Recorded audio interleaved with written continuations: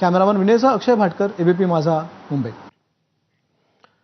CSMT स्थानकात motorman lobby समोर यापुढे आता आंदोलन करता येणार नाही. गुरुवारी रेल्वे कर्मचारी संघटनांच्या आंदोलनामुळे रेल्वे वाहतुकीवर ताण पडलेला. यामुळे आता रेल्वे प्रशासनाने हा निर्णय घेतलाय. टर्मिनसवर रेल्वे पार्क झाल्यावर पुढे असलेल्या मोकळ्या जागेला मोटरमन लॉबी म्हणतात. तिथूनच गर्दीच्या वेळी लाखो प्रवासी आपल्या प्लॅटफॉर्मकडे जातात. तिथे आता आंदोलन करता येणार नाही.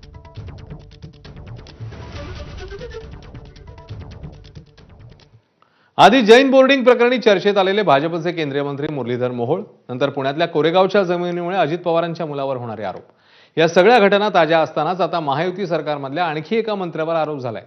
काँग्रेसचे नेते विजय वडेट्टीवारांनी शिवसेनेचे मंत्री प्रताप सरनाईक यांच्यावर जमीन घोटाळ्याचा गंभीर आरोप केलाय.